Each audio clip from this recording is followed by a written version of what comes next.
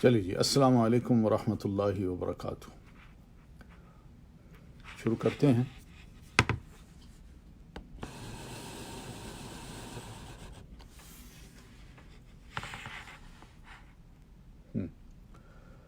حدیث نمبر 7 ہے۔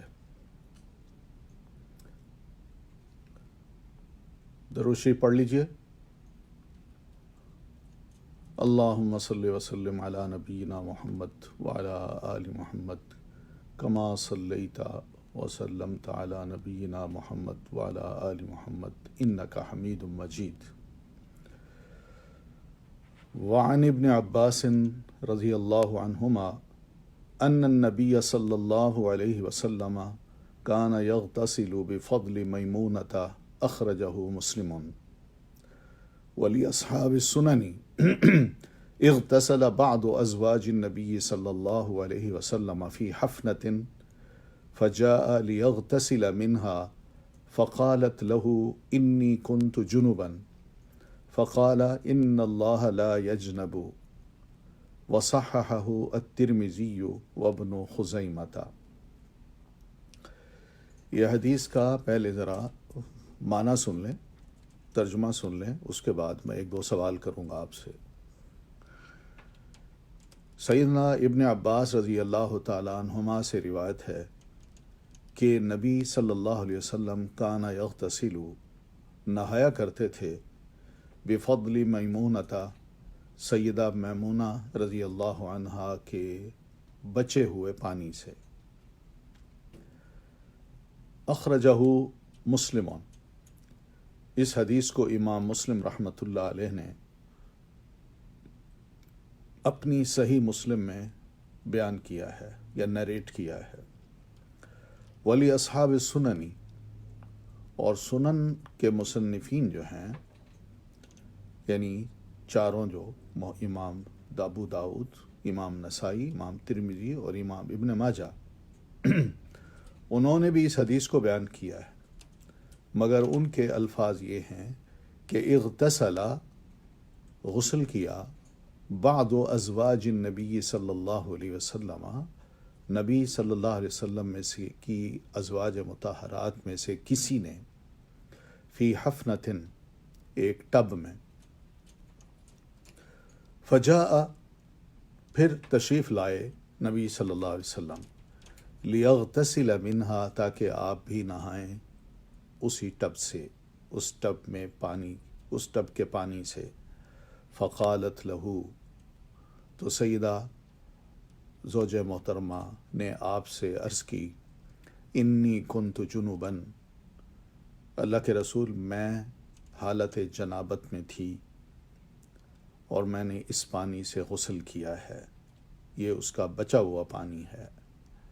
فقالا، تو آپ نے فرمایا، ان الماء، بے شک پانی، لا یجنب، ناپاک نہیں ہوتا، جنبی نہیں ہوتا۔ وصححہ، اور اس حدیث کو صحیح قرار دیا ہے، الترمذی، امام ترمذی رحمۃ اللہ علیہ نے، وابن خزیمہ، اور امام ابن خزیمہ رحمۃ اللہ علیہ نے۔ تو یہ حدیث ہے، اس میں گھر کے اندر جو پانی ہے، ٹب کا پانی، اس کا ذکر ہے۔ اس سے پہلے ہم نے 6 احادیث پڑھی ہیں۔ ان 6 احادیث میں کون کون سا پانی ہے جس کا استعمال جائز کہا گیا ہے، اور یہ بھی کہا گیا ہے کہ ایسا پانی صاف ستھرا ہوتا ہے، پاک ہوتا ہے، نہ صرف پاک ہوتا ہے بلکہ دوسروں کو بھی پاک کرتا ہے۔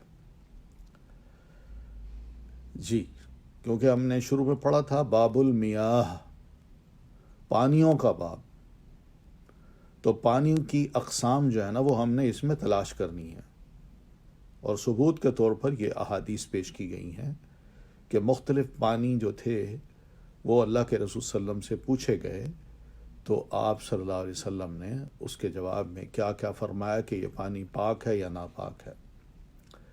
جی، ایک تو ہے 2 قلے پانی، یعنی کم از کم 2 قلے پانی ہو تو وہ پاک رہتا ہے، اگر اس میں نجاست پڑ جائے تو، لیکن اس نجاست کا اثر اگر اس پہ غالب آ جائے یعنی رنگ، اس کی بدبو اور اس کا یعنی ٹیسٹ.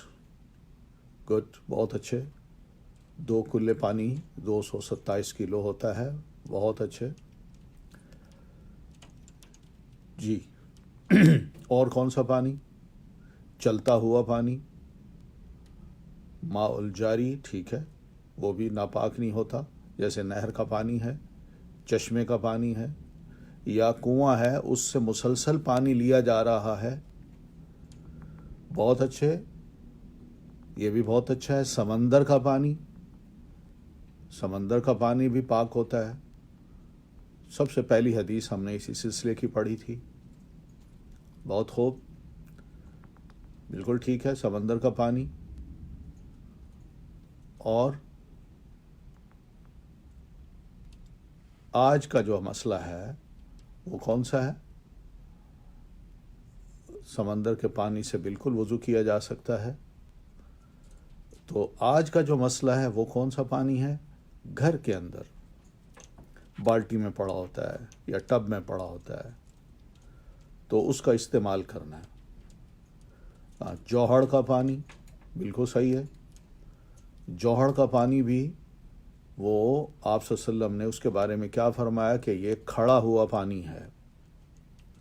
تو اس کے بارے میں آپ صلی اللہ علیہ وسلم کی کیا تاکید ہے کہ اس کھڑے پانی میں کیا کرے کہ ایک جنبی آدمی جس نے نہانا ہو وہ اس کھڑے پانی میں جا کے مت نہائے، یا کہیں بھی نہائے تو نہانے کے بعد اسی کا پانی جوہڑ میں جا رہا ہے تو وہ ٹھیک نہیں ہے. اور اگر اس کا پانی استعمال کرنا ہے تو کسی برتن میں لے کے ایک سائڈ پہ بیٹھ کے استعمال کر لے. وجہ کیا ہے کہ دوسروں نے آنا ہے، یہ مسافر ہے، یہ آیا چلا گیا، اب دوسرے کوئی چلتا ہوا کوئی ادھر سے آ گیا تو وہ پانی استعمال کر لے گا. ٹھیک ہے، بہت اچھے، بہت خوب. تو آج کا جو ہے وہ ہے حفنہ کا ذکر ہے. حفنہ کہتے ہیں ٹب کو. ٹب میں پانی جمع کیا جاتا ہے اور اس کو اس لیے کیا جاتا ہے گھر والے جو ہے نا اس کا استعمال کرتے رہیں گے. یہ ٹیپ وغیرہ نہیں ہوتے تھے، نہ نلکے ہوتے تھے. ہمیں بھی اپنے بچپن کا زمانہ یاد ہے کہ بالٹیاں بھر کے رکھ دیتے تھے اور ان کو کور بھی کرتے تھے، اور کوئی بھی اگر اس میں ہاتھ ڈال دیتا تو اس کی شامت آ جاتی تھی، اور اس کو یہ کہا جاتا تھا کہ اب جا کے یہ بالٹی پوری بھر کے لاؤ فلاں کے جگہ سے اور کنویں سے کہیں سے بھی. تو یہ ایک معروف چیز ہوتی تھی. تو گھر کے اندر اگر ٹب کو بھرا ہوا ہے تو اس کا استعمال اگر کوئی کر لیتا ہے، اور کرنے والے بھی بڑے لوگ ہیں، سمجھدار ہیں، جن کو پہلے سے تعلیم دی گئی ہے، جس میں آپ صلی اللہ علیہ وسلم کی اپنی زوجہ محترمہ ہیں، ان کو پتہ ہے کہ اس پانی کا استعمال میں نے کیسے کرنا ہے. تو پانی کو لے لیتی تھیں برتن میں، اپنے ہاتھ کو دھو لیا، پھر صاف ستھرا کر کے پھر نہا لیا. اب وہ پانی جو بچا ہے جس میں بار بار ہاتھ گیا ہے، جو پہلے سے صاف تھا اور بار بار گیا ہے، تو کیا وہ بچا ہوا پانی ناپاک ہے؟ یہ بات سیدہ میمونہ نے نبی علیہ الصلاۃ والتسلیم سے کی. تو آپ نے اس کے جواب میں کہا کہ نہیں، ایسا پانی ناپاک نہیں ہوتا. ان الماء لا یجنب، ایسا پانی ناپاک نہیں ہوتا. تو اس حدیث کے راوی ہیں سیدنا ابن عباس رضی اللہ تعالی عنہما. کیا نام ہے ان کا پورا؟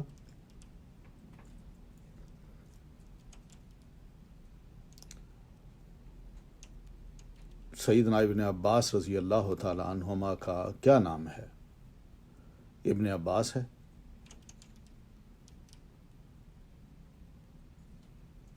ابن عباس کا کیا مطلب ہوتا ہے؟ علی حیدر، آپ بتائیے. عبداللہ ابن عباس، شاباش. بلال صاحی، اچھا ماشاء اللہ. تو عبداللہ ابن عباس یہ کون ہیں؟ نبی علیہ السلام کے کیا لگتے ہیں؟ جی جی بالکل ٹھیک ہے. تو یہ کیا لگتے ہیں نبی علیہ السلام کے؟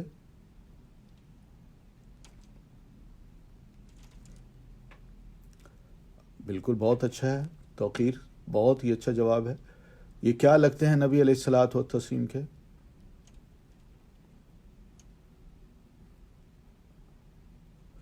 چچا کے بیٹے ہیں، کزن ہیں. تو چچا کا نام ہے عباس، جو نبی علیہ السلام کے چچا ہیں، اور عباس کے یہ بیٹے ہیں عبداللہ. تو عبداللہ جو ہیں یہ روایت کرتے ہیں، یہ عبداللہ ابن عباس کا تھوڑا سا یہ آپ نے دیکھا ہوگا کہ ہجرت سے 3 سال پہلے ان کی پیدائش ہوئی، اور نبی علیہ الصلوۃ والتسلیم جب مدینہ تشریف لائے تو یہ بھی آ گئے.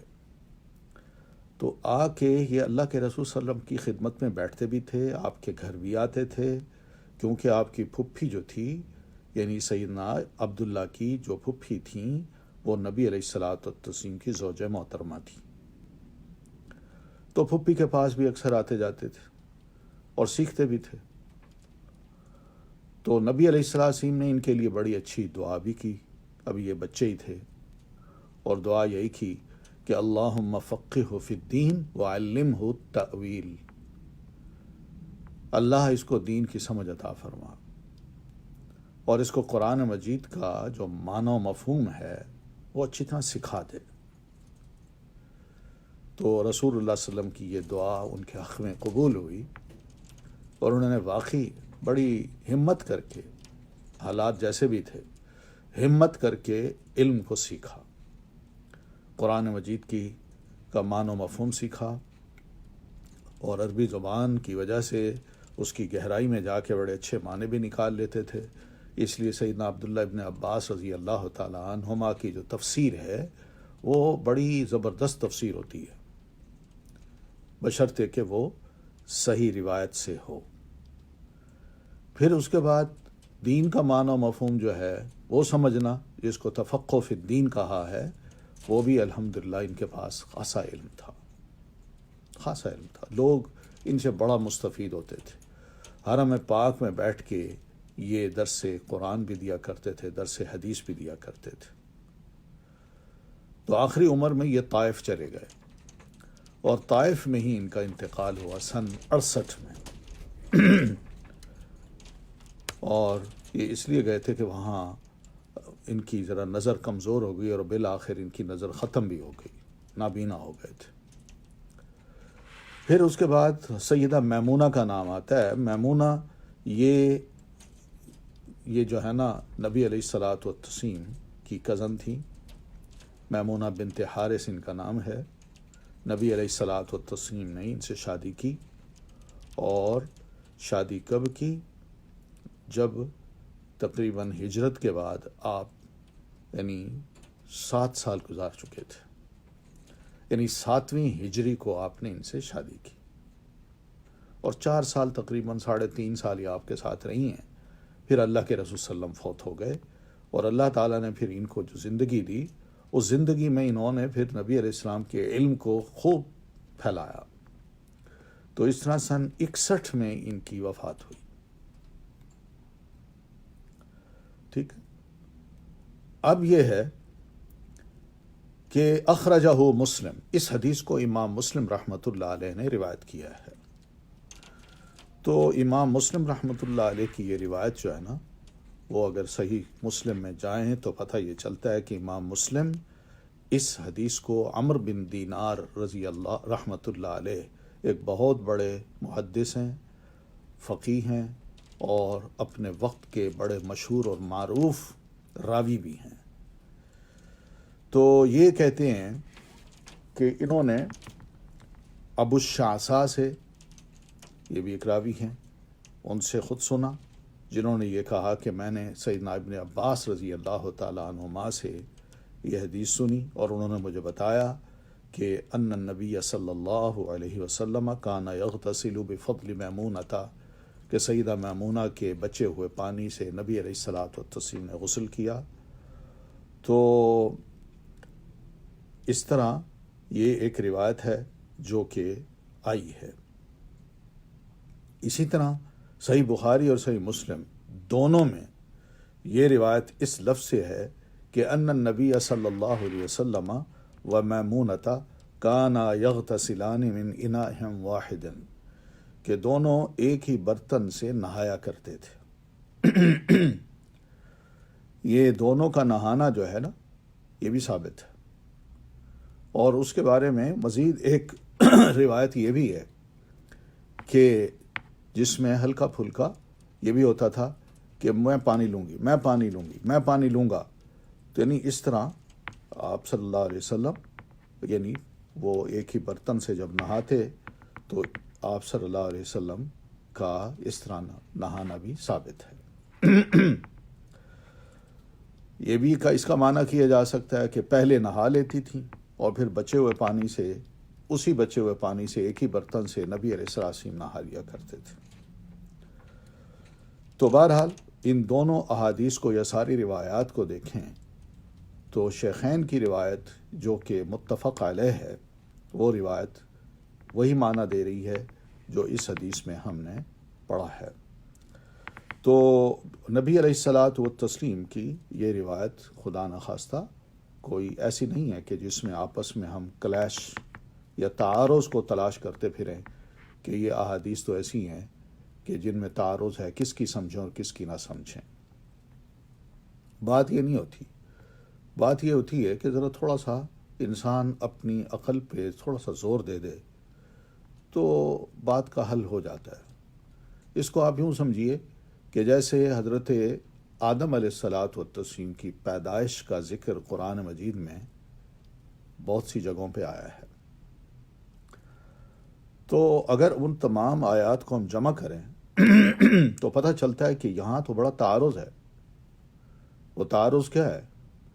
کہیں اللہ تعالیٰ یہ فرماتے ہیں کہ میں نے آدم کو مٹی سے پیدا کیا، کہیں یہ فرماتے ہیں تراب کا لفظ وہاں ہے، کہیں یہ فرماتے ہیں کہ میں نے تین سے پیدا کیا، تین گیلی مٹی جس میں پانی ہو، کیچڑ والی، اور کہیں یہ فرماتے ہیں کہ خلق الانسان من صلصال کالفخار،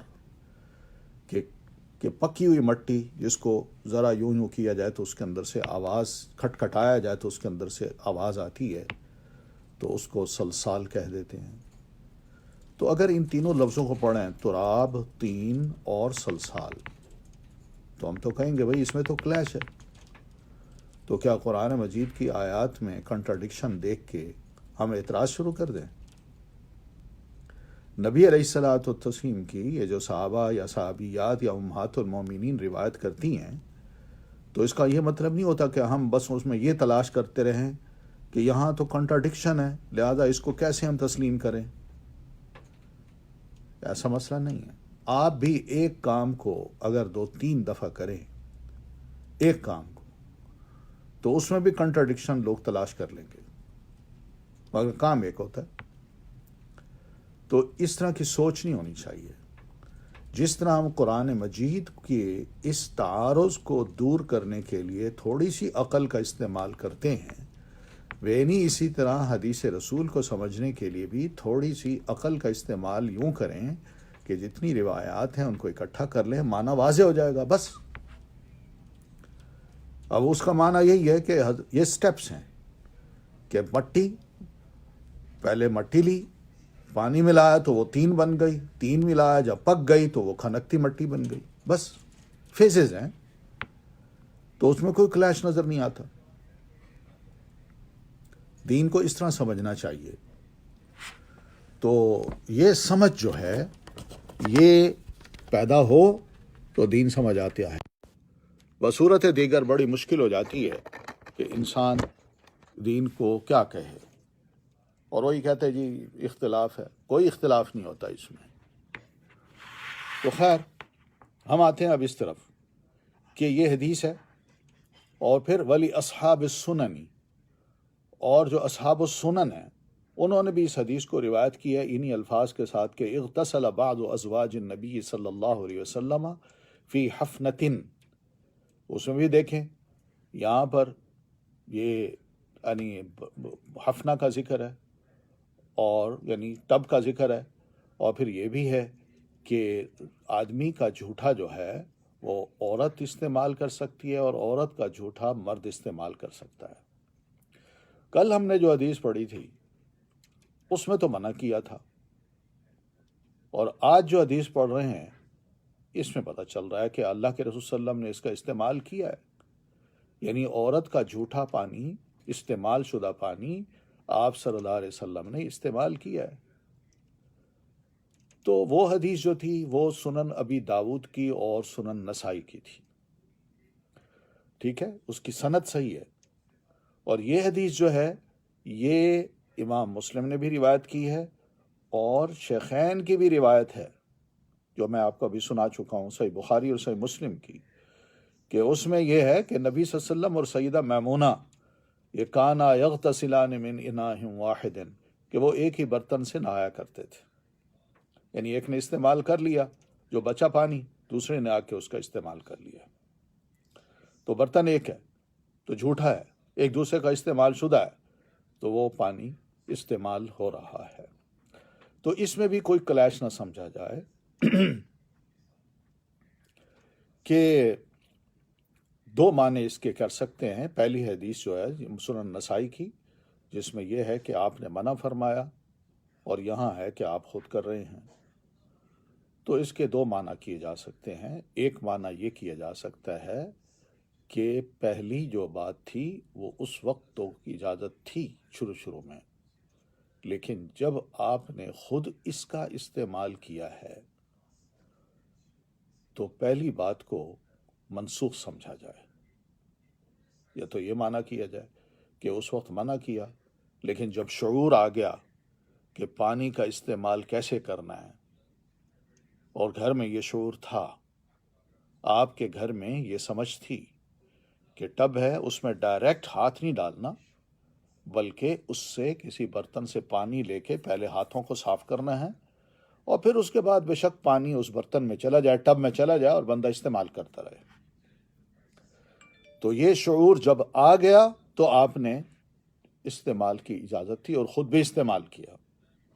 ایک تو معنی یہ کریں، اور دوسرا معنی یہ کریں کہ پہلا جو معنی پہلی جو آپ نے روکا تھا تو اس لیے منع فرمایا تھا کہ ذرا تھوڑا سا بندے جو ہے نا نجاست اور طہارت کو یا ناپاکی اور پاکیزگی کو ذرا سمجھ لیں،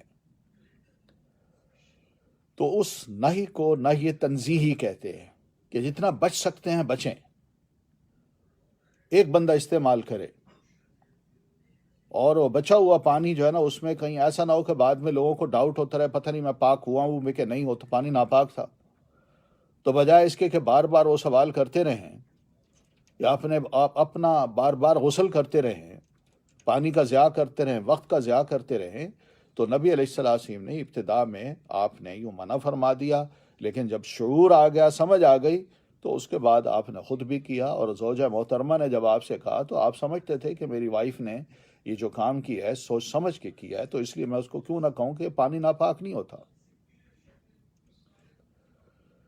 ٹھیک ہے۔ تو یہ حدیث نمبر 7 تھی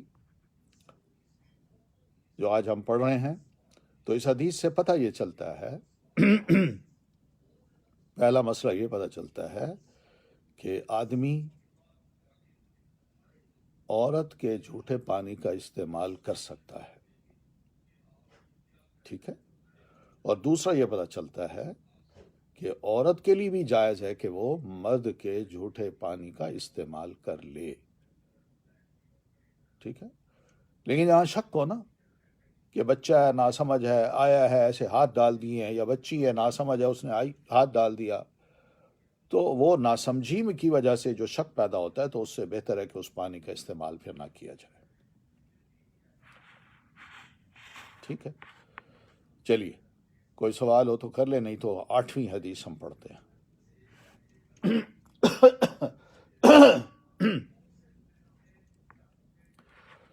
جی 8ویں حدیث ہے، وعن ابی ہریرہ رضی اللہ تعالی عنہ قال قال رسول اللہ صلی اللہ علیہ وسلم طہور اناء احدکم اذا ولغ فیہ الکلب ان یغسلہ 7 مرات اولاہن بالتراب اخرجہ مسلم وفی لفظ لہ فلیرقہ وللترمذی اخراہن او اولاہن. ٹھیک ہے. سیدنا ابو ہریرہ رضی اللہ تعالی عنہ سے روایت ہے. ان کا نام کیا تھا سیدنا ابو ہریرہ رضی اللہ تعالی عنہ کا؟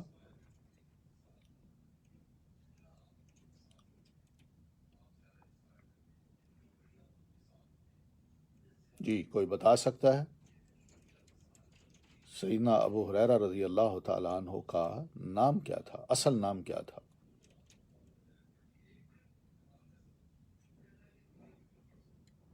ذرا تھوڑا سا ہوشیار ہو کے بیٹھیں، فوراً ہی جواب دیں تاکہ وقت بچے. نام لکھیں. تو سیدنا ابو ہریرہ رضی عبد الرحمن بن صخر الدوسی. ویری گڈ، بہت اچھا بہت اچھا، بہت خوب. تو سیدنا ابو ہریرہ رضی اللہ تعالیٰ عنہ سے روایت ہے، وہ کہتے ہیں کہ قال رسول اللہ صلی اللہ علیہ وسلم طہور انائی احدکم، آپ صلی اللہ علیہ وسلم نے فرمایا طہور پاک کرنا، انائی برتن کا، احدکم تم میں سے کسی ایک کے، یعنی کسی ایک کے برتن کا پاک ہونا یا پاک کرنا کب ہوگا؟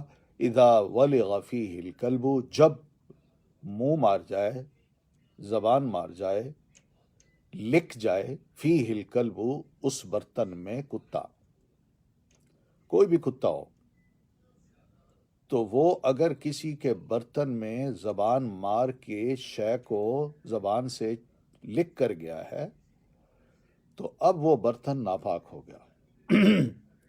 اس کی ناپاکی دور کرنے کے لیے آپ فرماتے ہیں پاک کب ہوگا؟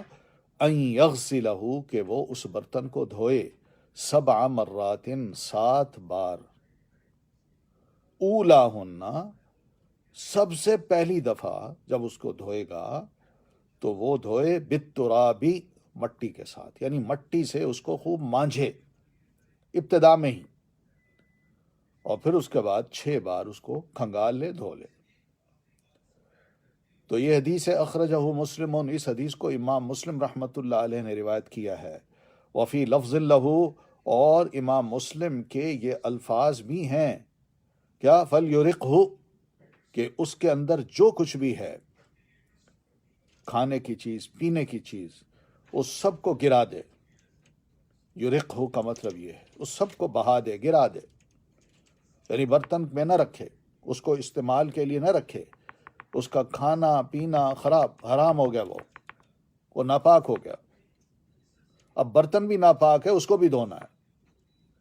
وللترمذی، اور امام ترمذی رحمۃ اللہ علیہ کی روایت میں یہ الفاظ ہیں حدیث کے، مگر اس میں یوں ہیں کہ اخراہن او اولاہن، یعنی 7 بار دھونا نا، تو سب سے آخری بار دھونا وہ مٹی سے ہو، یا یہ راوی کا شک ہے، او یا اولاہن، یا پھر اس کا سب سے پہلی بار دھونا ہو تو وہ مٹی سے مانجنا ہو. تو یہ امام ترمذی رحمۃ اللہ علیہ کی روایت ہے. دیکھیے کس طرح الحمدللہ کمپیریزن بھی چل رہا ہے، کتابوں کا تعارف بھی ہو رہا ہے، اور روایات کا سٹائل جو ہے ہر کتاب کا وہ بھی ذرا پتہ چلتا جا رہا ہے. ٹھیک ہے.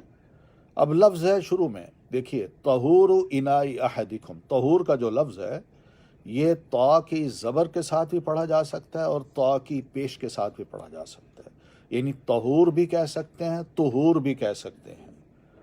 اور دو معنی کیا ہوگا؟ یعنی پاک ہونا، پاک کرنا، یا پاک ہونے والا، یا اس کو پاک کرنے والا، یہ معنی ہم کر سکتے ہیں. ٹھیک ہے. تو ولغ یہ لفظ بولا جاتا ہے کتے کے لیے.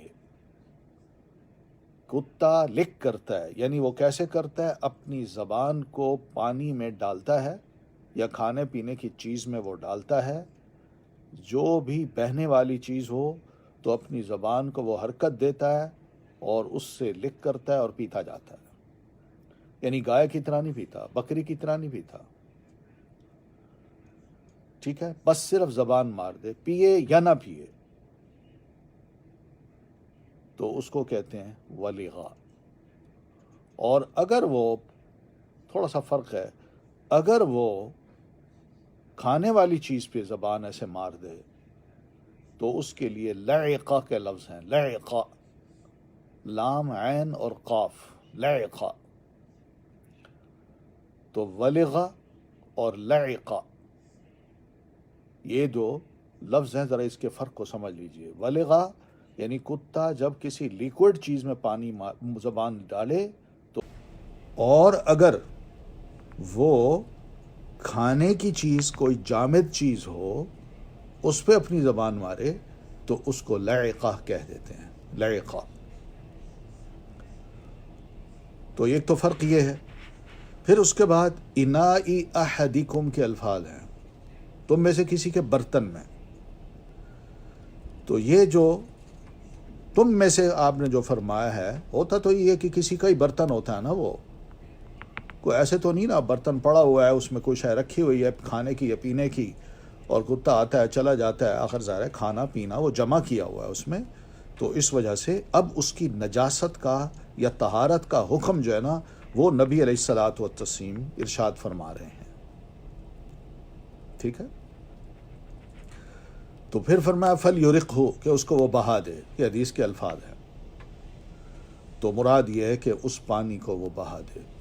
وہ لیکوڈ چیز، چاہے وہ دودھ ہو، گھی ہو، لسی ہو، پانی ہو، تو بہرحال اس کو ضائع کر دے، زمین پہ بہا دے.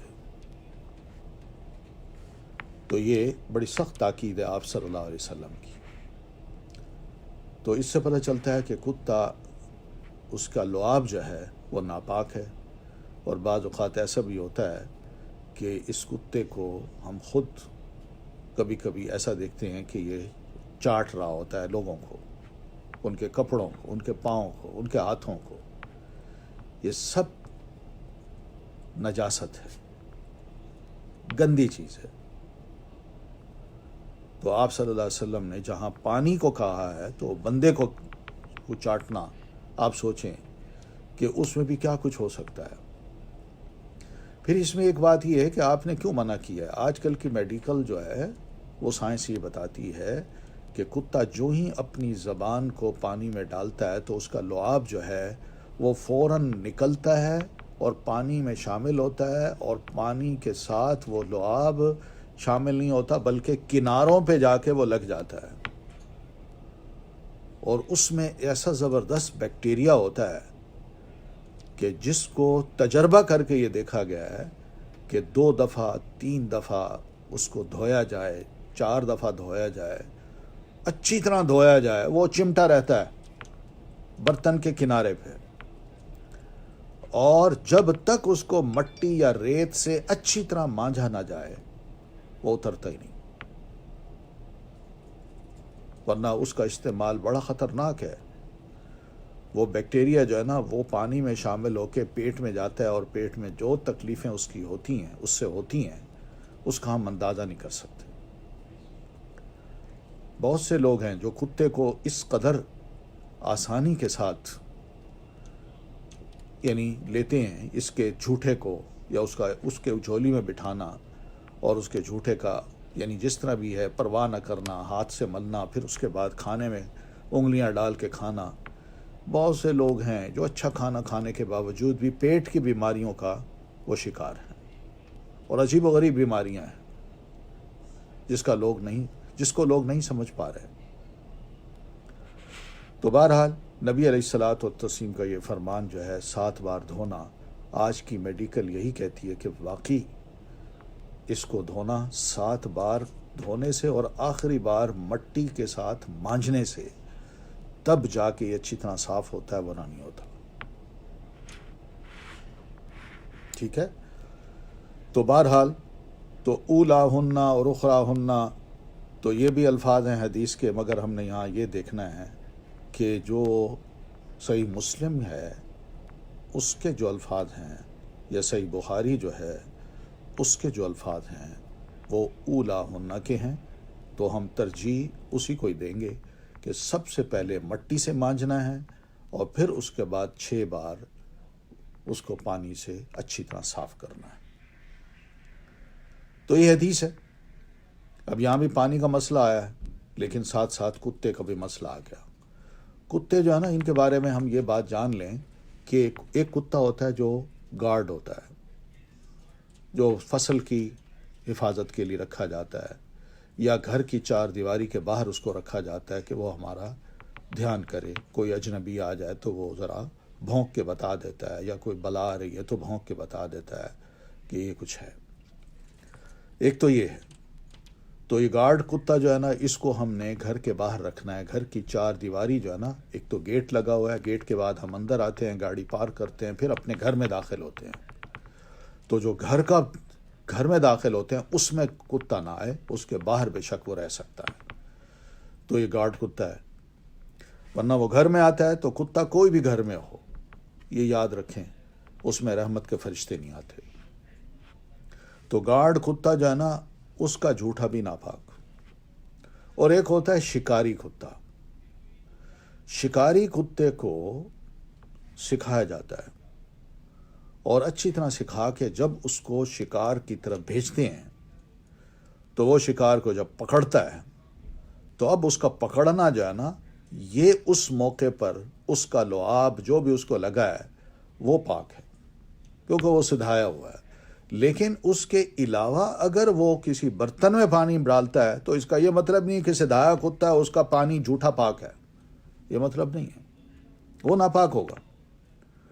صرف اس کی اجازت اس وقت دی ہے کہ جب سدھایا ہوا کتا بسم اللہ یا اللہ اکبر پڑھ کے چھوڑ دیا جائے شکار کے لیے، تو وہ جائے گا، اس کو پکڑے گا، اور پکڑ کے اس کو روکے رکھے گا تاکہ مالک پہنچے گا. تو مالک پہنچ کے اس کو پھر بسم اللہ یا اللہ اکبر پڑھ کے، اگر زندہ ہے، زندہ ہونا چاہیے وہ، تو بسم اللہ اللہ اکبر پڑھ کے اس کو ذبح کر کے اپنے استعمال میں لائے گا. ٹھیک ہے؟ تو یہ ذہن میں رکھیے گا. تو اس میں بھی بس یہ تعلیم ہے، کتے کا منہ نجس ہوتا ہے اور اس کا لعاب بھی نجس ہوتا ہے. جس جگہ بھی وہ منہ مار جائے، خاص طور پر برتن میں اگر کوئی لیکوڈ چیز ہے تو اس کو 7 بار اچھی طرح دھونا فرض ہے، اور پھر پہلی دفعہ اس کو مٹی سے اچھی طرح مانجنا ہے. پھر اس کے بعد یہ بھی ہے کہ مٹی سے مانجنا، جس کو تتریب کہتے ہیں، یہ بڑا ضروری ہے. صرف پانی سے دھونا یا صابن سے دھونا یا لیکوڈ کوئی بھی ہو اس سے دھونا، اس سے وہ صاف نہیں ہوتا جب تک کہ اس کو مٹی سے اچھی طرح مانجا نہ جائے. ٹھیک ہے؟ اور روایات کی روح سے پتہ یہ چلتا ہے کہ صحیح ترین روایت جو شیخین کی ہے، صحیح بخاری اور صحیح مسلم کی، اس کے اعتبار سے مٹی سے پہلی دفعہ مٹی سے مانجنا ہے، اور پھر اس کے بعد اس کو کیا کرنا ہے، 7 مرتبہ اس کو پانی سے دھونا ہے. ہاں جی. کتا اگر رکھا جائے اور شوق کے لیے، مگر گھر میں نہ رکھا جائے تو یہ جائز ہے، رکھیں. کیا شوق کیا پورا کرنا ہے اس سے کہ آپ کو واک کے لیے لے جائے؟ اب ہمارے ہاں لوگ اتنے سست ہیں کہ وہ کہتے ہیں ہم نہیں چل سکتے، کتے کو رسی باندھیں گے، وہ دوڑے گا آگے تو ہمیں کھینچے گا تو ہم واک کر سکیں گے، ورنہ مشکل ہے. یہ تو بڑی عجیب بات ہے. تو شوق کے لیے نہیں، کوئی کام کے لیے رکھا جائے، کوئی گارڈ کے لیے رکھا جائے کہ چلے بھی گھر کی حفاظت رکھے گا. اور اگر شوق کے لیے رکھتے ہیں تو گھر کے باہر بھی بے شک رکھیں. تو اس کو آپ نے کیا کرنا ہے، آپ اس کے اوپر ہاتھ پھیریں گے، اس کو شاباش دیں گے، اس کے ساتھ کھیلیں گے، وہ آپ کے ساتھ چمٹے گا، چڑھے گا، منہ مارے گا، تو اس کا کیا فائدہ ہے؟ تو ایسا کتا پھر گھر میں بھی آ جاتا ہے، بندوں سے جب مانوس ہو تو گھر میں بھی آ جاتا ہے، گھر کو بھی گندا کر جاتا ہے، منہ مارتا ہے، کپڑوں پہ اس کا لعاب لگ جاتا ہے جو انسان نے پہنے ہوئے ہیں. تو اس وجہ سے شوق کو دیکھیں. شوق 2 قسم کا ہے، یا تو وہ گھر کی حفاظت کرے، ریوڑ کی حفاظت کرے، یا پھر یہی ہے کھیت کی حفاظت کرے، یا پھر یہ ہے کہ اس سے شکار کیا جائے. بس باقی یہ فیشن ہے کہ اب لوگوں کو دکھایا جائے کہ میں بھی ذرا تھوڑا سا ایسے لوگوں میں شامل ہوں جو کتا رکھ کے اپنے آپ کو خاص کلاس میں شامل کرتے ہیں. یہ رحمت سے دوری ہے، اللہ کے فرشتے نہیں آتے قریب. چلیے اگلی حدیث نمبر 9.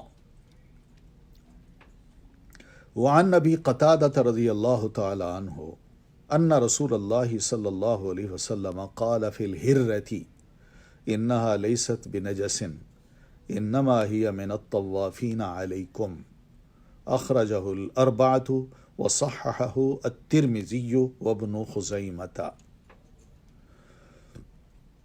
سیدنا ابو قتادہ رضی اللہ تعالیٰ عنہ سے روایت ہے، یہ صحابی رسول ہیں. ان کا نام ہے الحارث ابن ربعی اور انصاری ہیں. تو یہ نبی علیہ الصلاۃ والتسلیم کے فارس تھے. فارس کا مطلب یعنی گھوڑے کا، جو آپ صلی اللہ علیہ وسلم کا گھوڑا ہوا تھا اس کا خیال بھی کرتے تھے، اور جب آپ گھوڑے پہ سوار ہوتے تو یہ ساتھ ساتھ نبی علیہ الصلاۃ والتسلیم کے آگے آگے چلتے تھے. تو انصاری صحابی تھے. یہ تقریباً سن 54 میں مدینہ میں ان کا انتقال ہوا ہے. ابو قتادہ رضی اللہ عنہ ایک ہیں. ان کے بعد کے جو تابعین ہیں، صحابہ کے بعد کی جو نسل ہے وہ تابعین کہلاتی ہے. تو تابعین میں ایک بڑے تابعی ہیں جن کا نام ہے قتادہ ابن دعامہ. تو ذرا فرق کرنا ہے، وہ قتادہ ہیں، یہ ابو قتادہ ہیں. ٹھیک ہے. تو یہ روایت کرتے ہیں کہ رسول اللہ صلی اللہ علیہ وسلم نے فرمایا فی الہرۃ، بلی کے بارے میں کیا فرمایا کہ انہا لیست بنجس، یہ بلی ناپاک نہیں ہوتی.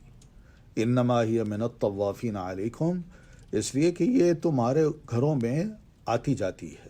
طواف کہتے ہیں جو گھر کے اندر آتا جائے، طواف کی طرح آیا پھر گھوم کے چلا گیا، پھر آیا پھر گھوم کے چلا گیا. تو علیکم کا مطلب تم انسانوں پر، تمہارے گھروں میں یہ آتی جاتی رہتی ہے. تو اس وجہ سے اس کے جھوٹے کو ناپاک نہیں کہا جا سکتا، اور مجبوری بھی ہے. مجبوری یہ ہے کہ یہ بلی جب آتی ہے تو پتہ ہی نہیں چلتا، بلکہ سردیوں میں تو اکثر و بیشتر رات کو اچانک ہی آتی ہے اور خاموشی کے ساتھ اپنی گرم جگہ کو تلاش کرتی ہے. بندہ سویا ہوا ہے، اس کے بستر میں گھس کے یہ بھی ایک جانب آرام سے سو جاتی ہے. اللہ نے ایسی عقل دی ہے اس کو، لیکن اس کے ساتھ ساتھ یہ بھی سمجھ دی ہے کہ کچھ بھی کھانا ہے، چاہے چوہے کھانے ہیں یا کوئی اور شے کھانی ہے تو کھا بیٹھتی ہے. تو اس کے بعد اچھی طرح اپنی زبان سے منہ کو چاروں طرف سے اچھی طرح چاٹتی ہے، صاف ستھرا کرتی ہے. تو اس صاف ستھری حالت میں وہ رہتی ہے. تو یہی بلی جو ہے نا، اب گھر میں آئے اور آ کے ذرا پانی جو پینے کا ہے یا وضو کا پانی ہے، اگر اس سے وہ پانی پینا چاہتی ہے تو پی لے. کیا اب اس کا جھوٹا ناپاک ہوگا؟ اس کا جواب یہی ہے کہ آپ فرماتے ہیں یہ ناپاک نہیں ہوتی. حدیث کی جو تفصیل ہے، 5 محدثین نے اس حدیث کو روایت کیا ہے کہ کبشہ بنت کعب ہیں. یہ کہتی ہیں کہ میں ابو قتادہ کی بہو تھی، یعنی ان کے بیٹے کی بیوی تھی. تو ایک بار ابو قتادہ جو ہمارے سسر صاحب تھے، صحابی رسول تھے، ہمارے ہاں تشریف لائے. تو انہوں نے وضو کرنا چاہا. کہتی ہیں میں نے ان کے لیے ایک برتن میں وضو کا پانی رکھا کہ یہاں تشریف رکھیں گے تو وضو کر لیں گے. تو بیٹھے ہیں تو اتنے میں ایک بلی آئی، اور وہ آئی تو انہوں نے اس برتن کو ذرا تھوڑا سا جھکایا بلی کی طرف، تو بلی نے آرام سے پانی پی لیا. پانی پینے کے بعد پھر کبشہ کہتی ہیں کہ میں دیکھ رہی تھی تو مجھے حیرانی بھی ہو رہی تھی کہ یہ کیا ہے، میں نے پانی رکھا ہے، ان کو وضو کرنا چاہیے، اور بلی کو پلا کے بلی چوہے کھاتی ہے، اور پھر یہ بھی ہے کہ خدا نخواستہ وہ ناپاک ہوتی ہے، تو یہ کیا کر رہے ہیں. تو انہوں نے مجھے دیکھا کہ میں بڑی حیرانی سے ان کی طرف دیکھ رہی ہوں، تو مجھے فرمانے لگے کہ اتعجبین یا ابنت اخی، میرے بھائی کی بیٹی، میری بھتیجی، کیا تمہیں تعجب ہو رہا ہے؟ تو میں نے کہا جی ہاں. تو آپ نے فرمایا سنو، ان رسول اللہ صلی اللہ علیہ وسلم قال کہ اللہ کے رسول صلی اللہ علیہ وسلم نے فرمایا انہا لیست بنجسن، یہ ناپاک نہیں ہوتی، انہا من الطوافین علیکم، کیونکہ یہ تمہارے ہاں آتی جاتی رہتی ہے۔ اور ایک روایت ہے جو کہ امام مالک نے موطا میں، اور امام احمد نے اپنی مسند میں، اور ابن حبان نے اپنی صحیح میں، اور امام حاکم نے اپنی مستدرک میں، یہ 5 کتابیں ہیں۔ ان کتابوں میں، یا 4 کتابیں ہیں، ان چاروں مؤلفین نے اسی حدیث کو روایت کیا ہے، مگر ایک اور لفظ کے ساتھ، وہ یہ ہے کہ انہا ہی من الطوافین علیکم والطوافاتی۔ تو طوافین یوں سمجھ لیجئے کہ وہ میل بلے بھی آتے جاتے ہیں، اور طوافات فیمیل یعنی بلیاں بھی آتی جاتی ہیں۔ تو اس لیے ان کو روکا نہیں جا سکتا، کیونکہ یہ گھر والوں کے ساتھ مانوس ہے، یہ جنگلوں میں نہیں رہتی۔ جہاں انسانوں کی آبادی ہے یہ انہی کے اندر ہی رہتی ہے، اور ان کے ساتھ اتنی اٹیچمنٹ ہوتی ہے اس کی کہ گویا کہ وہ گھر کی ایک، اس گھر میں جب جاتی ہے تو گھر والے بھی اس کو دیکھ کے کچھ نہ کچھ دے دیتے ہیں کھلانے کے لیے، پنانے کے لیے، اور اس کو بھی پتہ ہے میں ان کے گھر گئی تو کچھ نہ کچھ کھانے کو مل جاتا ہے۔ تو یہ سب چیزیں جو ہے نا جب موجود تھیں تو اللہ تعالیٰ نے وحی کے ذریعے نبی علیہ الصلاۃ والتسلیم کو فرمایا کہ ذرا تھوڑی سی تخفیف کر دیجئے۔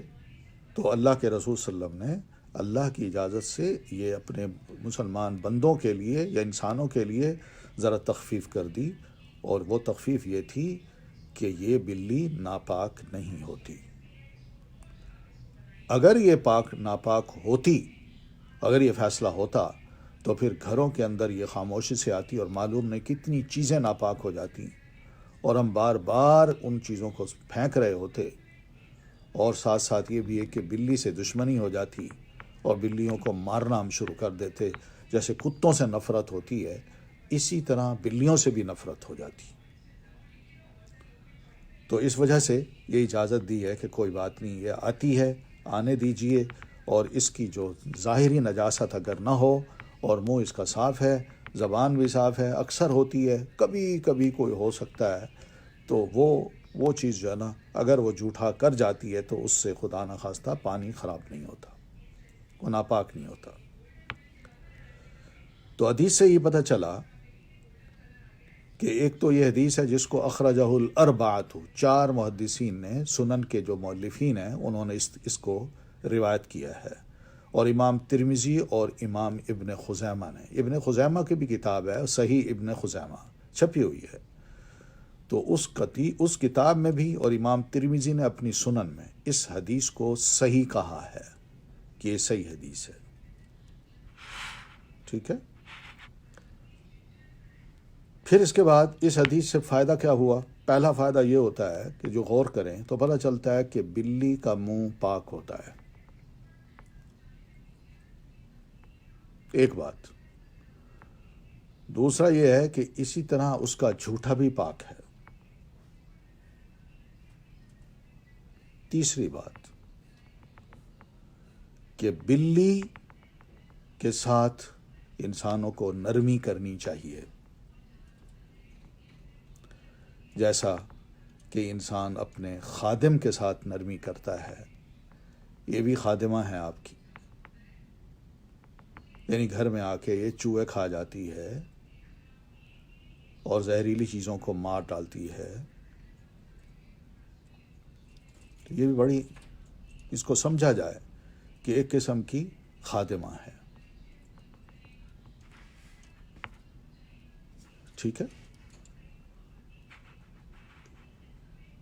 تو کوئی نہیں، جنات بلی کے روپ میں آتے ہیں، وہ تو کسی کے روپ میں بھی آ سکتے ہیں، لیکن ہر بلی کو آپ جن نہ سمجھیں۔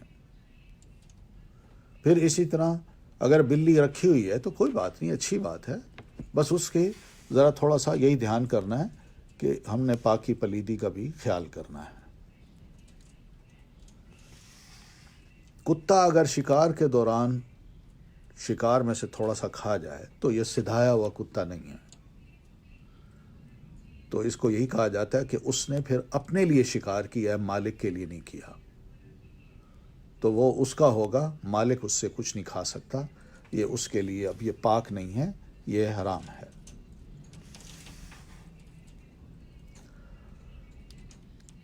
حدیث کو ماننے کے لیے یا اس کی تصدیق کے لیے نہیں، حدیث صحیح کون سی ہوتی ہے، تو اس کے لیے 5 شرطیں ہیں جو علماء نے لکھی ہیں۔ ایک تو یہ ہے کہ وہ کنٹینوسلی، یعنی نبی علیہ الصلاۃ والتسلیم تک اس کی چین جاتی ہو، اور یہ چین کم از کم 3 یا 4 افراد تک کی ہوتی ہے، پھر اس کے بعد وہ کتابوں میں لکھ دی گئی، اب وہ کتاب ایک ریفرنس بن جاتی ہے ہمارے لیے۔ تو اس میں چین کو دیکھنا ہے کہ یہ اگر یہ مؤلف ہے، یعنی کہ جس نے اپنی کتاب لکھی ہے اور حدیثیں جمع کی ہیں، یہ اپنے استاد سے ڈائریکٹ یہ حدیث روایت کرتے ہیں، اس کو پورا چیک کیا جاتا ہے، کہاں ملے، کب ملے، ان کی تاریخ پیدائش بھی دیکھی جاتی ہے اور ان کی تاریخ وفات بھی دیکھی جاتی ہے، کیا پاسبلٹی ہے کہ یہ دونوں آپس میں مل سکیں۔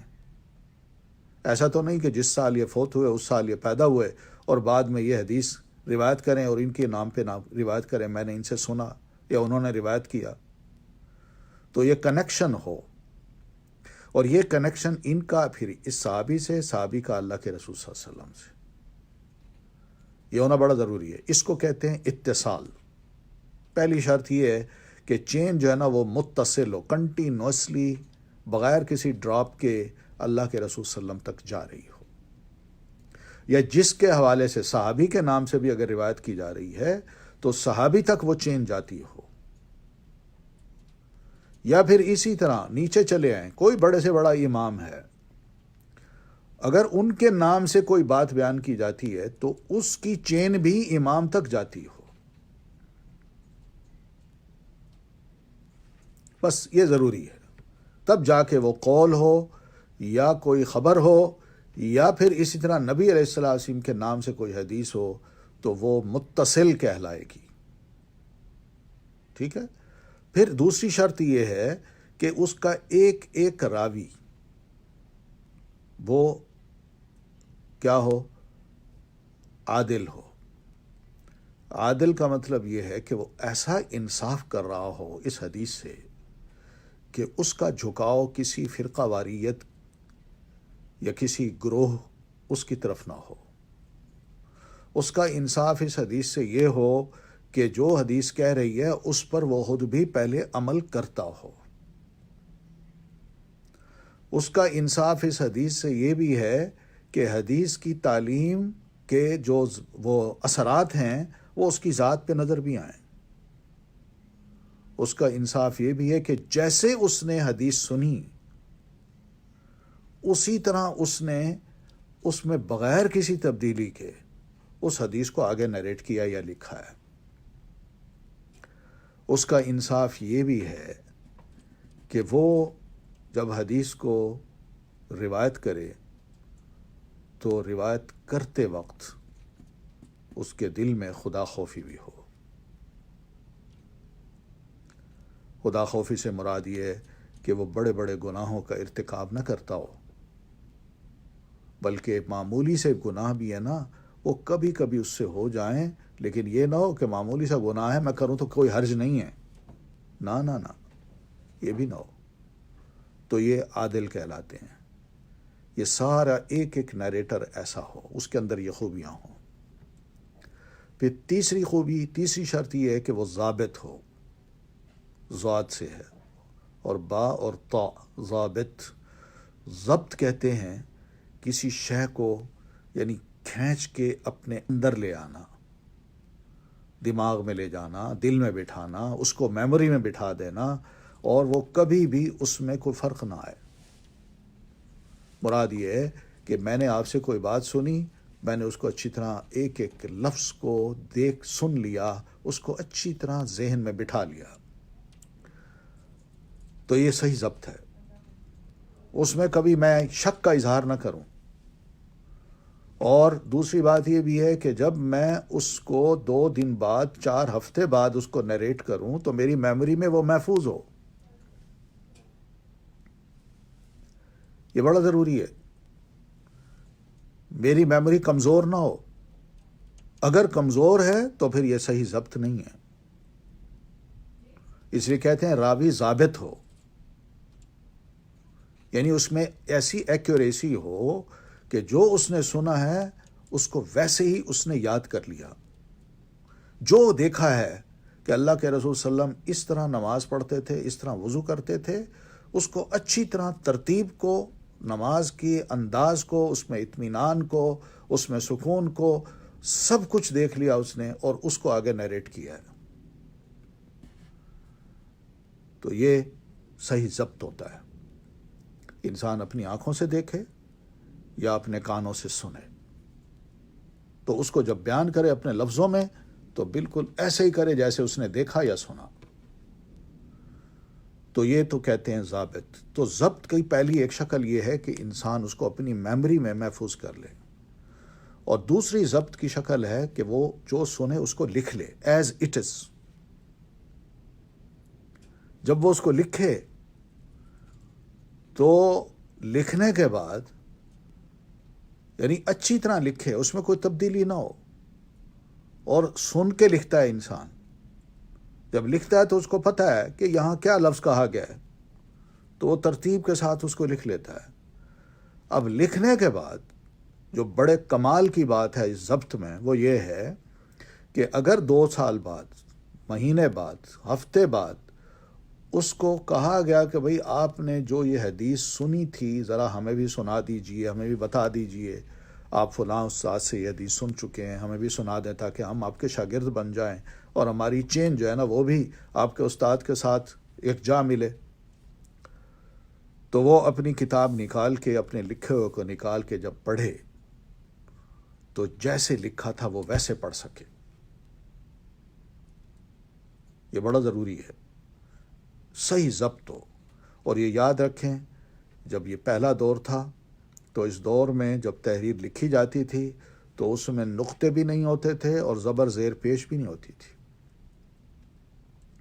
یعنی نون پڑھنا ہے یا با پڑھنا ہے، ہا پڑھنی ہے یا خا پڑھنی ہے، تا پڑھنی ہے یا یا پڑھنی ہے، نقطے نہیں ہوتے تھے، لیکن اس کو پتہ ہو کہ میں نے جیسے لکھا ہے میں نے اس کو ایز اٹ از پڑھنا ہے، تا کو یا نہیں بنانا اور با کو نون نہیں بنانا۔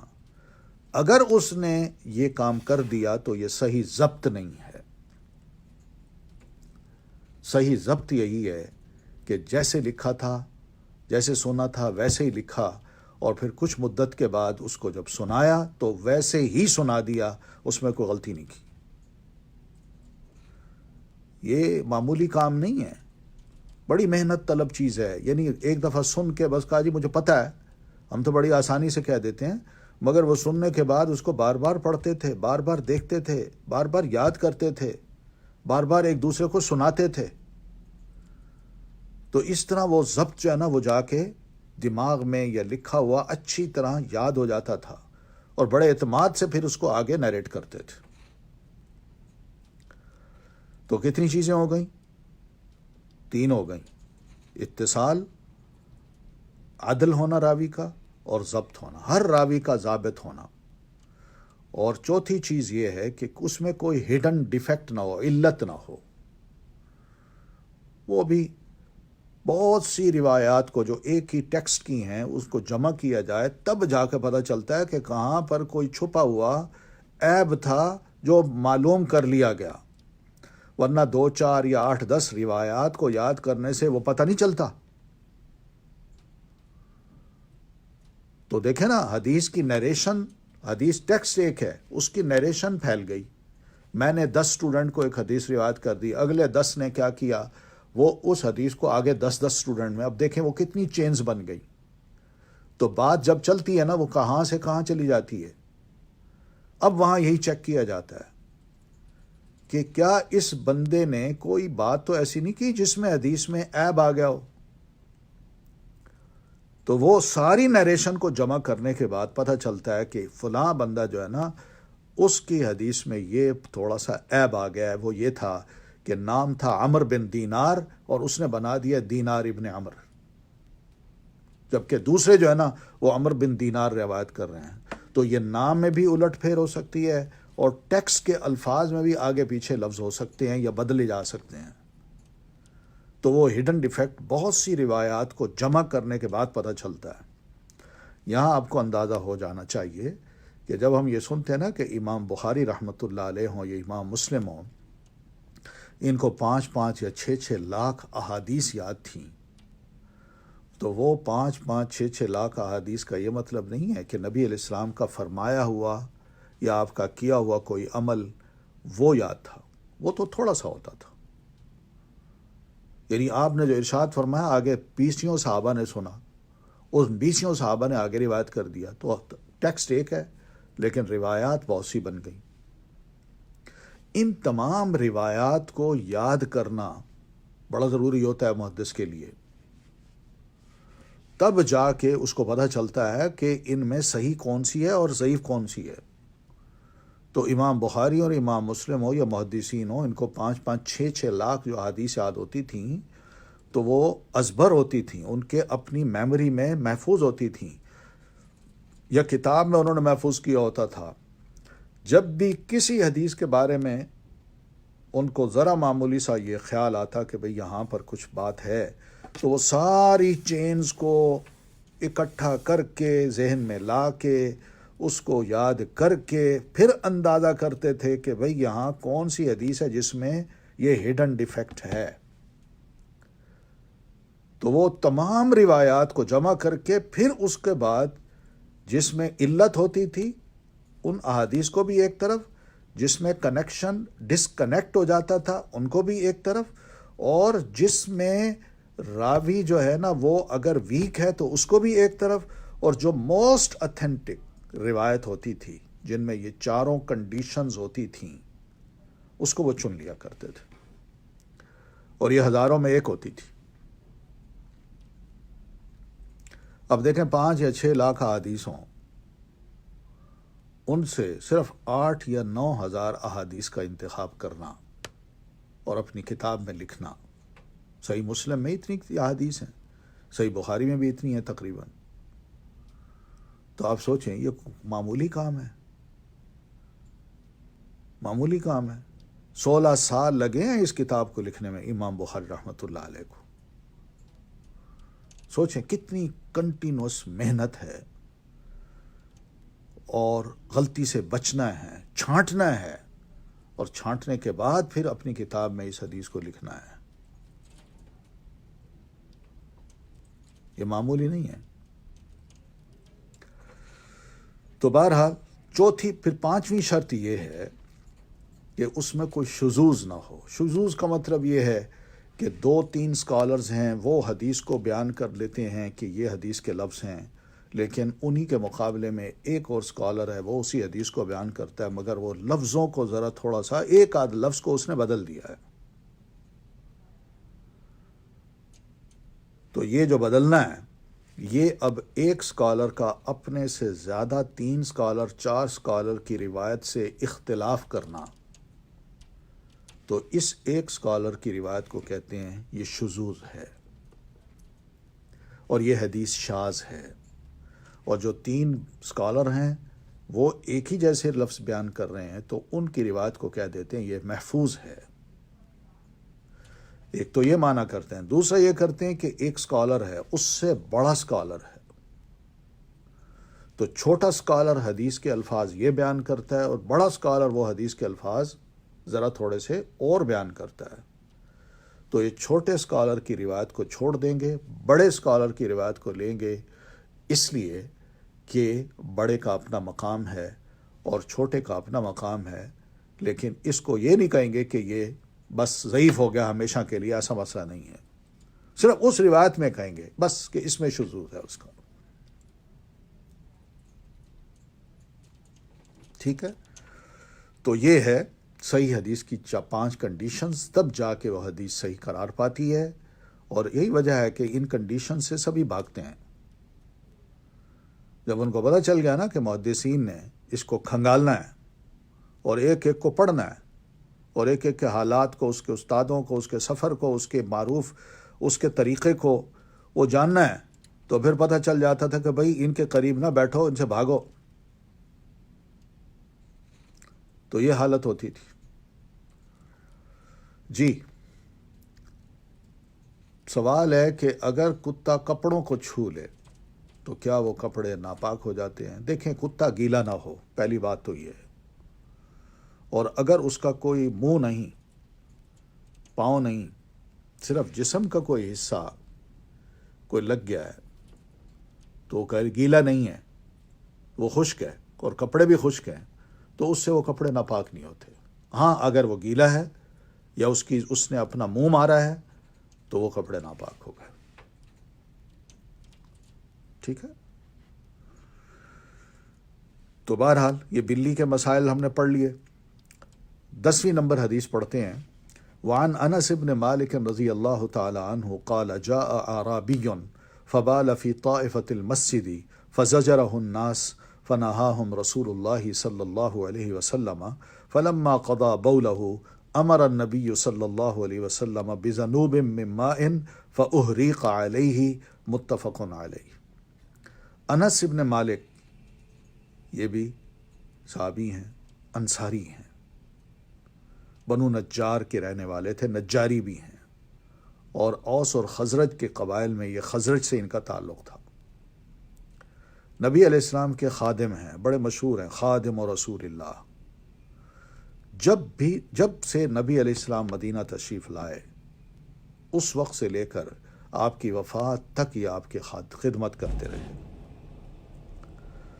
ہجرت سے تقریباً 10 سال پہلے ان کی پیدائش ہوئی، اور پھر بصرہ میں ان کا انتقال ہوا سن 91 میں، 91 ہجری میں۔ آپ سوچیں کتنی عمر ہوگی ان کی، 101 سال۔ نبی علیہ السلام کی دعا تھی۔ ان کی والدہ نبی علیہ السلام کے پاس، یہ بچے ہی تھے، لے کے آئے، کہنے لگے اللہ کے رسول، یہ آپ کی خدمت کے لیے میں دے رہی ہوں۔ ماں سیانی تھی، ان کو پتا تھا کہ میں آپ کی خدمت تو دے رہی ہوں لیکن یہ بہت کچھ سیکھ لے گا۔ آپ کا اٹھنا بیٹھنا، آپ کی باتیں، آپ کی شخصیت کا تأثر، اور پھر آپ کی صحبت میں رہ کے جو آپ نے اس کی تربیت کرنی ہے وہ الگ، یہ سب ایسی چیزیں تھیں۔ یہی تو تعلیم ہوتی ہے۔ تعلیم یہی ہوتی ہے کہ انسان کو اچھی باتیں سیکھ کے اپنے آپ کو اچھا انسان بنا لے۔ تعلیم کا مقصد یہ نہیں ہوتا کہ میں ڈگریاں لے لوں اور نیتیں خراب ہوں، نہیں، اچھا انسان بننا یہ دین کی تعلیم کا ہدف ہے۔ تو انس ابن مالک ماشاء اللہ اللہ کے رسول صلی اللہ علیہ وسلم کے ساتھ رہے۔ جب پردے کی آیات نازل ہوئیں تو پھر ذرا گھر میں نہیں رہتے تھے، لیکن باہر مسجد میں یا ہر وقت خدمت میں موجود رہتے تھے کہ اللہ کے رسول کی طرف سے کوئی حکم ہو تو میں کروں۔ تو یہ روایت کرتے ہیں کہ جاء اعرابی، ایک بدو آیا، فبال فی طائفۃ المسجد، مسجد جو کی 4 دیواری تھی، وہی جہاں کنارے ایسے لگے ہوتے ہیں، تھوڑی سی منڈیر بنی ہوتی ہے، تو اس نے منڈیر کے ایک کنارے، ایک کونے کی طرف جا کے وہاں اس نے پیشاب کرنا شروع کر دیا یا پیشاب کیا۔ تو فزجرہ الناس، تو مسجد میں بیٹھے لوگوں نے اس کو ڈانٹا۔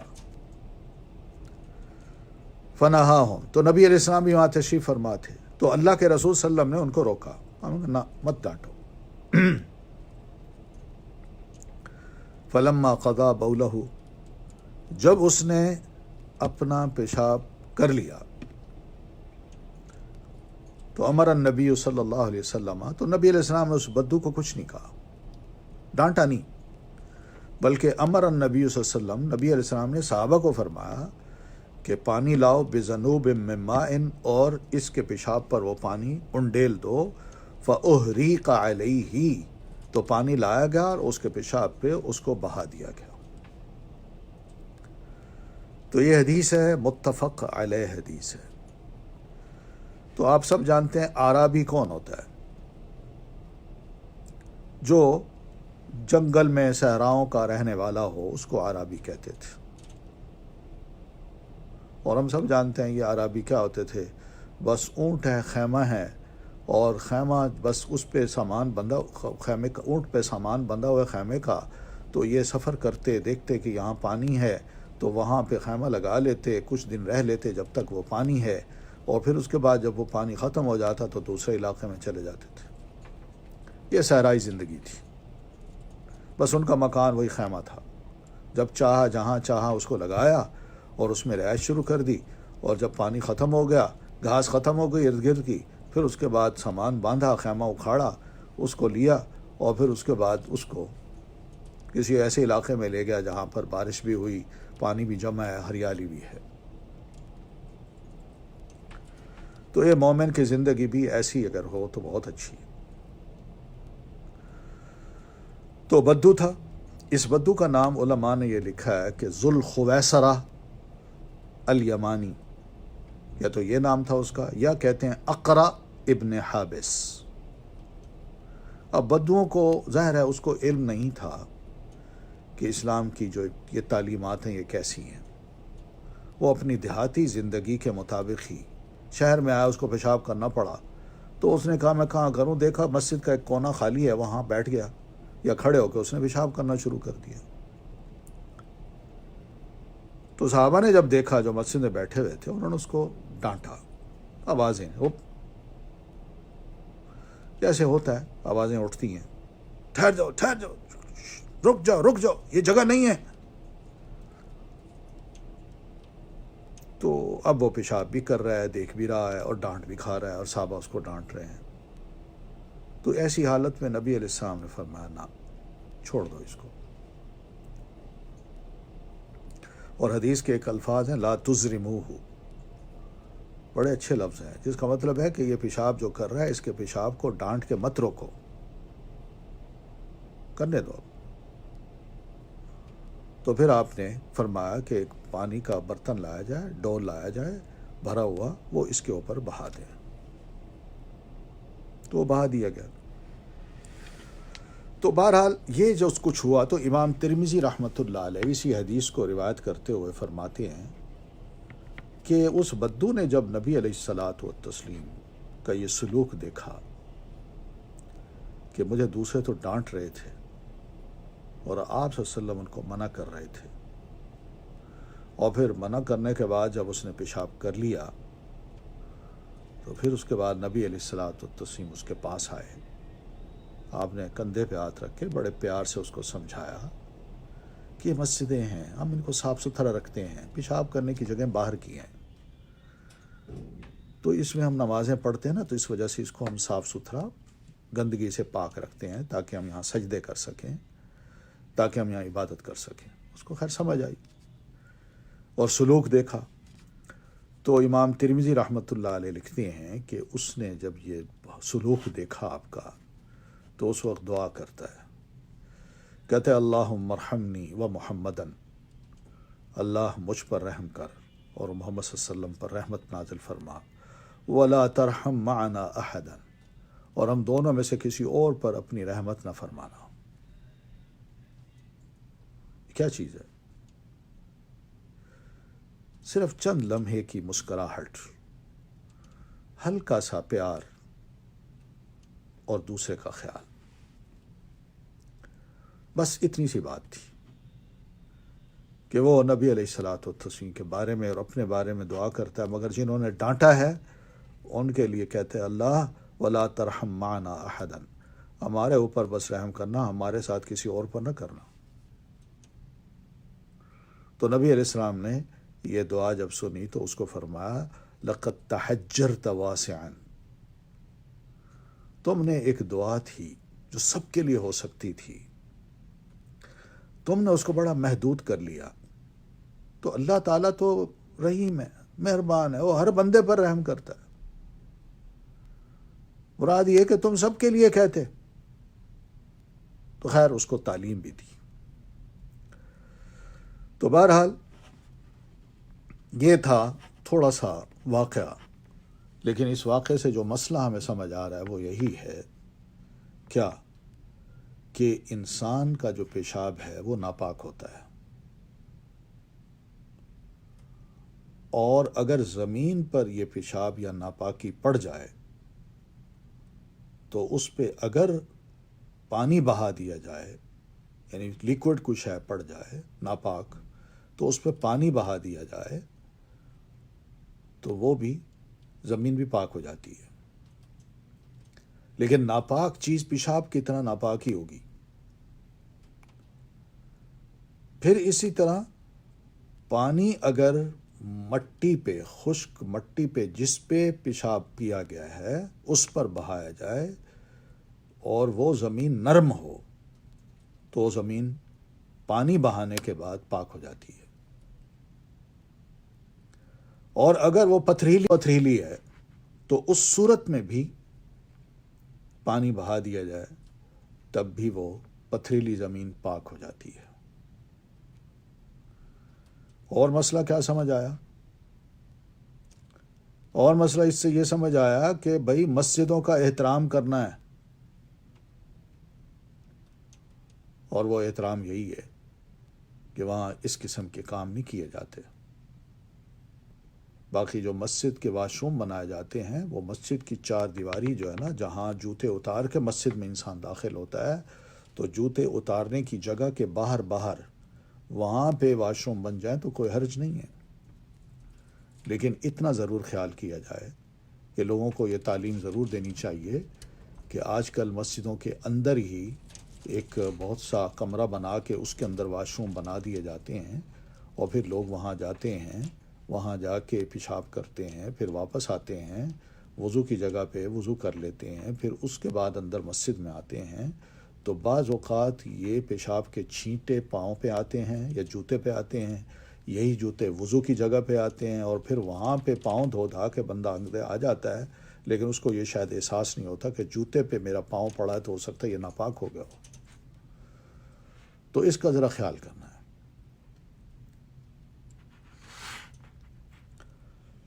ٹھیک ہے، یہ پیشاب کی بات ہو رہی ہے تو پیشاب کو صاف کرنے کے لیے پانی بہانا ہے، زمین گندی صاف ہو جاتی ہے پھر اس طرح۔ پھر اس کے بعد اسی حدیث سے ایک اور بڑی اہم بات یہ پتہ چلتی ہے کہ ایک لا علم بندہ ہو جس کو کچھ پتہ نہ ہو کہ ایٹیکیٹس کیا ہیں مسجد کے، یا دین کی تعلیم اس بارے میں کیا ہے، تو اس کو کیسے سکھانا ہے؟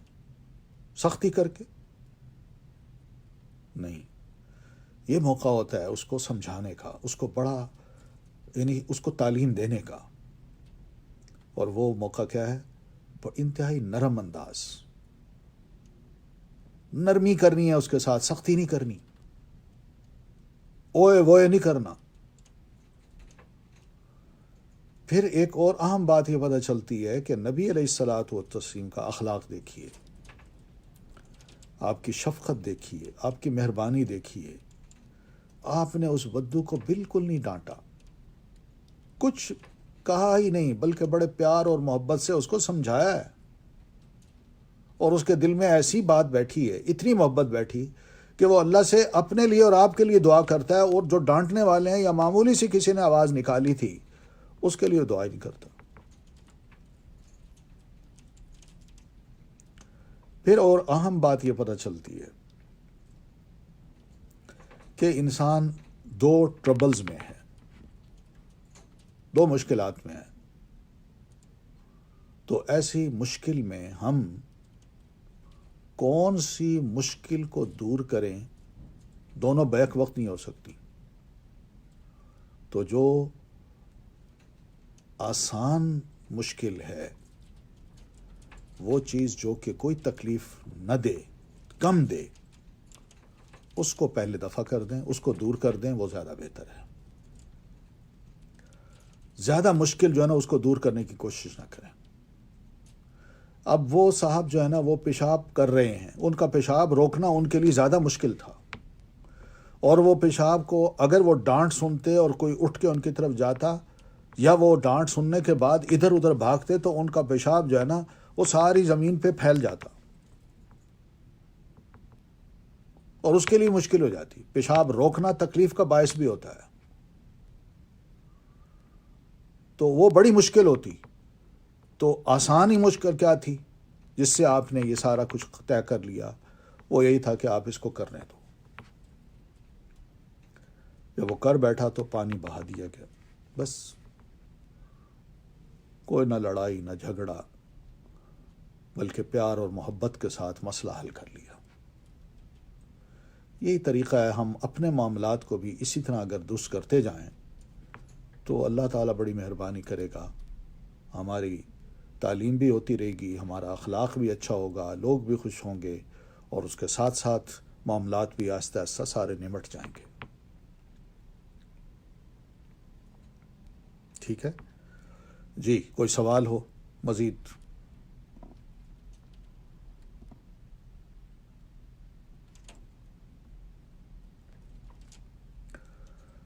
چلیے ایک اور حدیث پڑھ لیتے ہیں۔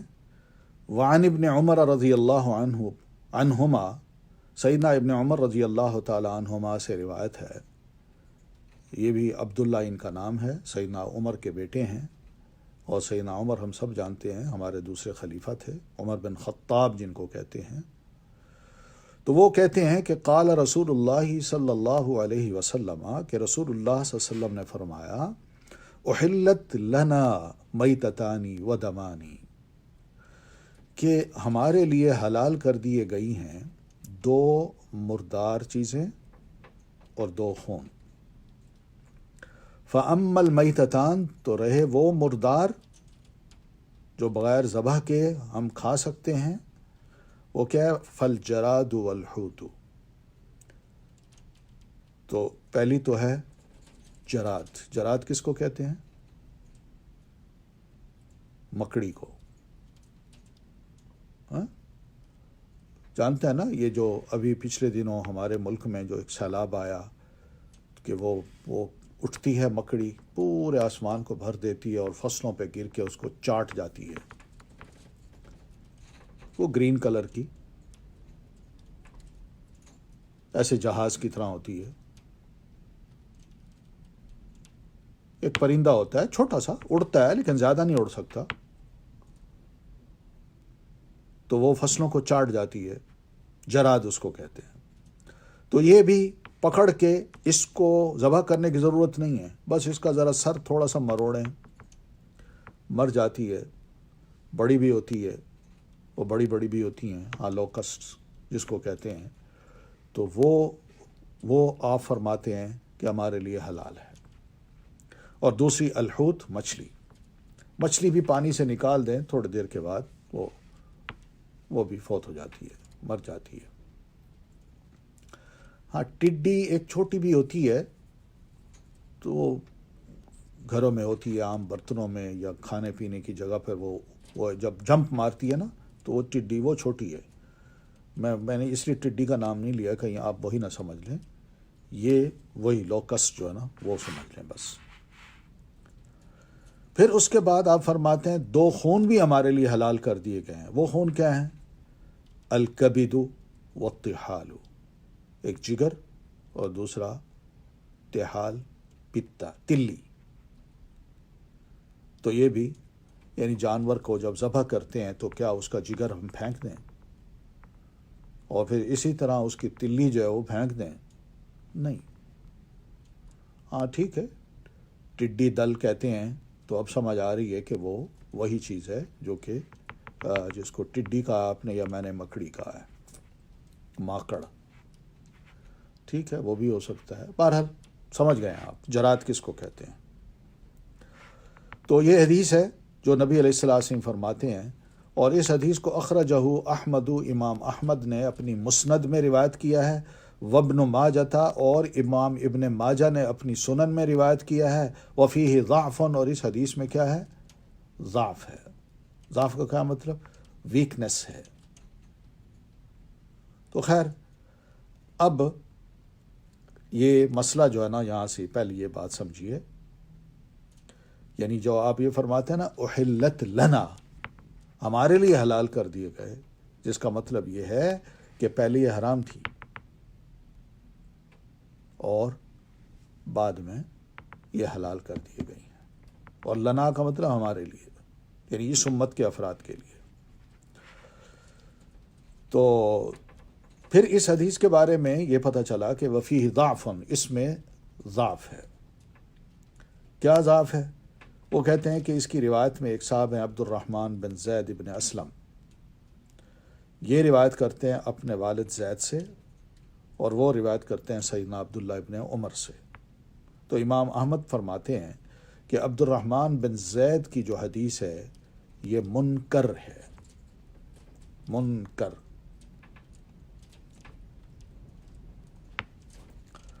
تو یہ منکر جو ہے اس کے دو معنی کیے گئے ہیں علماء نے. ایک تو معنی یہ کیا ہے جو بات کا تھا سیٹ ہو گیا معنی، جو کہ ہاں بھائی کتے کے بارے میں بتا چکا ہوں کہ اگر وہ کتا اس کا جسم خشک ہے اور جسم کا کوئی حصہ لگتا ہے، اس پہ پانی نہیں ہے، تر نہیں ہے، وہ اگر کپڑے پہ لگتا ہے تو کپڑا ناپاک نہیں ہوتا. لیکن اگر وہ پانی سے تر ہے، گیلا ہے، یا اس کا منہ لگ جاتا ہے تو تب وہ کپڑے ناپاک ہیں، یہ چیز بھی ناپاک ہو گئی. تو منکر کا معنی میں بتا رہا تھا کہ ایک تو وہ معنی ہے جو کہ اب اصول حدیث کی کتابوں میں سیٹ ہو گیا، وہ یہ ہے کہ ایک ضعیف راوی ثقہ راوی کی مخالفت کرے تو اس کو کہہ دیتے ہیں منکر ہے. اور ایک معنی جو شروع سے یہ امام احمد ابن حنبل رحمۃ اللہ علیہ کے دور تک جو عام لیا جاتا تھا، وہ یہ لیا جاتا تھا کہ اس حدیث کا راوی صرف اکیلا ہے تو اس کو کہا جاتا منکر ہے.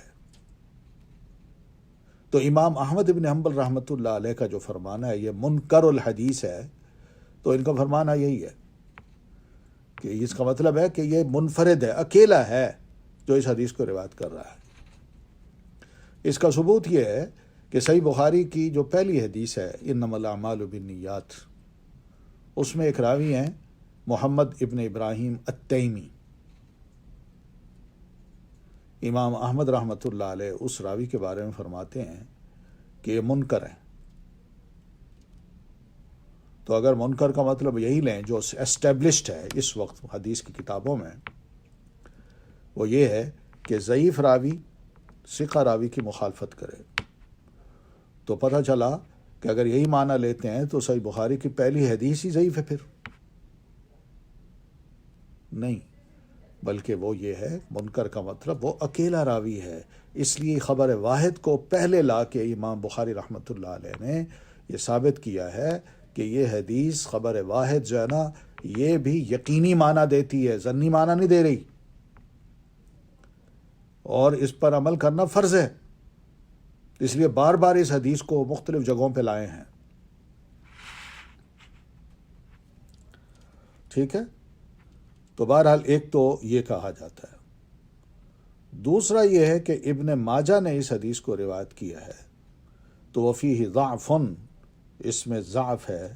تو اس ضعف کا اگر یہی مطلب لیا جائے کہ یہ اپنے سے زیادہ ثقہ کی مخالفت کر رہے ہیں تب تو اس کو کہا جا سکتا ہے کہ یہ ضعیف ہے. اور اگر وہ منفرد ہیں تو اس کا معنی جیسے امام احمد بن حنبل فرماتے ہیں منکر ہیں، تو اس کا مطلب پھر یہی لیا جا سکتا ہے کہ وہ اکیلے ہیں جو اس حدیث کو روایت کر رہے ہیں. لیکن حدیث کا معنی صحیح ہے، اس میں کوئی شک نہیں کہ جو آپ نے فرمایا یہی کچھ ہی ثابت ہے. اور اس میں ہم یہ دیکھتے ہیں کہ مردہ جو مچھلی ہے اس کو صحابہ نے حلال سمجھا ہے. وہ اگر یاد ہو وہ حدیث کے صحابہ کہتے ہیں ہم نے رسول اللہ صلی اللہ علیہ وسلم کے ساتھ 7 لڑائیاں لڑیں اور ہم ایسی لڑائیوں میں مچھلیاں ہی کھاتے تھے، نہ ہم ایسی لڑائیوں میں مکڑیاں ہی کھاتے تھے، ٹڈیاں ہی کھاتے تھے. باقی رہا یہ کہ جو جگر ہے یہ اجماع ہے ساری امت کے علماء کا، یہ حلال ہے. اور یعنی اسی طرح جو تلی ہے جانور کی، بکری کی یا حلال جانور کی، وہ تلی بھی حلال ہے. تو اس میں کوئی ایسی شے نہیں جو حرام کی گئی ہو. بس خون جو ذبح کرتے ہیں وہ حرام ہے اور باقی سب کچھ ٹھیک ہے. ٹھیک ہے، کوئی سوال ہو تو کر لیجئے، نہیں تو یہیں تک اکتفا کرتے ہیں، باقی انشاءاللہ پھر ہم کل پڑھیں گے.